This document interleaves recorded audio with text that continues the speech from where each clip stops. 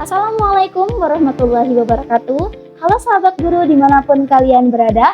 Hayo, siapa yang pernah mendapati di dalam kelas itu seorang anak yang sudah diajarkan berkali-kali tapi tetap saja belum bisa? Atau ketika kalian mengkondisi pembelajaran di dalam kelas, ternyata hasilnya tidak sesuai dengan apa yang diharapkan. Kondisi kelas tidak kondusif, anak-anak mengantuk, atau bahkan anak-anak tidak mengikuti pembelajaran dengan baik.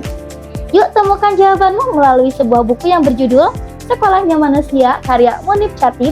Tapi sebelum itu jangan lupa untuk follow, like, comment, and share video ini sebanyak-banyaknya. Buku yang berjudul Sekolahnya Manusia ditulis oleh Munif Chatib, seorang konsultan pendidikan dan manajemen. Buku ini berisi tentang bagaimana menemukan gaya belajar siswa, menemukan dan melejitkan kecerdasan siswa, mempermudah pembelajaran, mengubah siswa yang bermasalah menjadi siswa yang berpotensi, dan memberikan wawasan bagi orang tua dan penggiat pendidikan. Buku ini berisi banyak sekali pengalaman nyata yang menginspirasi. Di antaranya adalah sejarah kisah SMP Malik Ibrahim Gresik yang pernah berada di titik terendah, yaitu titik -8. Bayangkan mereka harus bangkit kembali, bukan dimulai dari titik 0, melainkan dari titik -8. Ternyata setelah ditelusuri, SMP ini mengalami kepercayaan yang sangat rendah dari masyarakat setempat. Oleh karena itu, langkah yang pertama diambil adalah dengan mengubah nama sekolah menjadi SMP Yimi Full Day School Gresik, yang dengan harapan bisa mengubah paradigma masyarakat terhadap sekolah tersebut. Selain itu, sekolah ini juga menekankan the best process, bukan the best input. Jadi siapapun bisa masuk ke sekolah tersebut tanpa melalui tes akademik. Selain itu, pembelajarannya menekankan multiple intelligence system.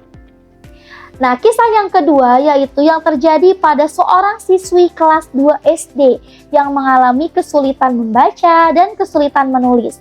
Sehingga selama proses pembelajaran berlangsung, siswi ini tidak pernah memaknai pembelajaran dengan baik.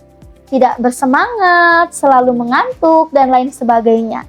Untungnya, guru tersebut memahami kondisi dari siswi tersebut. Guru tersebut mencari hal-hal yang dia sukai, hal-hal yang menjadi bakatnya, sampai ditemukanlah bahwa anak ini senang dengan bercerita. Nah, melalui bercerita ini, guru mengajarkan membaca dan menulis.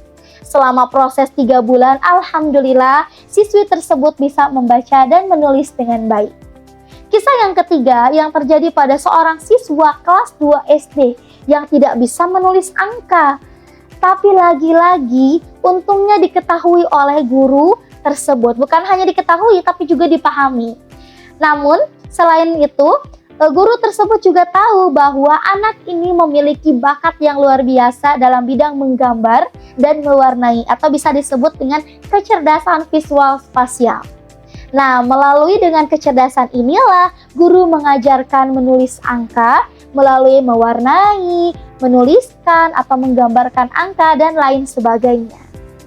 Nah, berdasarkan 3 kisah inspirasi ini saja kita dapat mengambil banyak sekali pelajaran. Bahwa ternyata guru itu menjadi kunci kualitas sekolah. Makanya penting sekali bagi sekolah untuk memilih guru yang profesional. Nah, seperti apa sih guru yang profesional itu? Yaitu guru yang selalu mau belajar terus-menerus. Kemudian guru yang senantiasa membuat pembelajaran atau rencana pembelajaran yang teratur. Guru yang senantiasa mau diobservasi. Guru yang senantiasa melakukan hal-hal yang baik atau berakhlak mulia.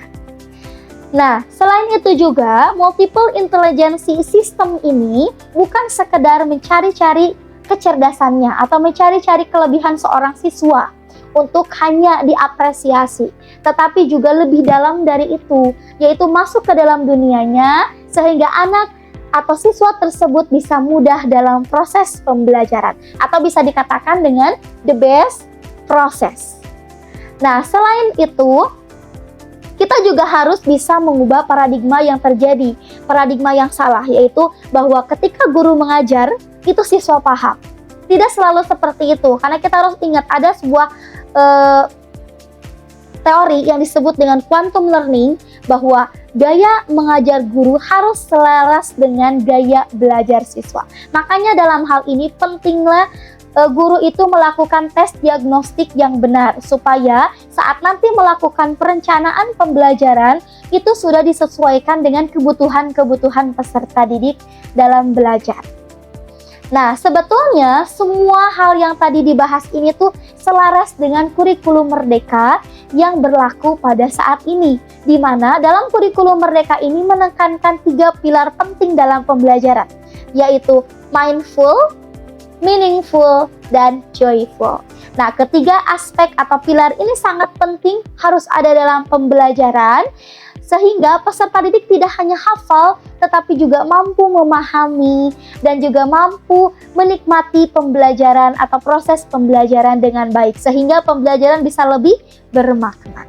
Nah, sekarang kembali lagi ke permasalahan di awal. Kenapa sih masih terjadi siswa yang sulit untuk memahami? Kedua, kenapa sih masih terjadi ketidakkondusifan di kelas padahal sudah membuat perencanaan pembelajaran? Yuk kita lakukan refleksi dan jawab dalam hati. Pertama, apakah benar kita sudah melakukan tes diagnostik yang tepat? Yang kedua, apakah benar kita sudah melakukan perencanaan pembelajaran yang sesuai dengan kebutuhan peserta didik? Ketiga, benarkah kita sudah benar-benar memahami kecerdasan pada manusia? Yang keempat, benarkah kita sudah melakukan kolaborasi aktif antara guru, siswa, dan orang tua? Baiklah, terakhir saya akan berikan tips kepada kalian semua tentang pembelajaran yang bermakna. Pertama, pastikan sudah melakukan tes diagnostik di awal. Yang kedua, saat membuat perencanaan pembelajaran, pastikan sesuai dengan kebutuhan peserta didik. Yang ketiga, pahami macam-macam kecerdasan pada manusia, diantaranya yaitu ada kecerdasan linguistik, kecerdasan logika matematik, intrapersonal, interpersonal, visual spasial, musikal, kinestetik, eksistensial, dan naturalis. Dan yang terakhir, pastikan menjalin kolaborasi aktif antara siswa, guru, dan orang tua. Sekian video dari saya, semoga menginspirasi dan bermanfaat. Terima kasih atas perhatiannya. Wassalamualaikum warahmatullahi wabarakatuh.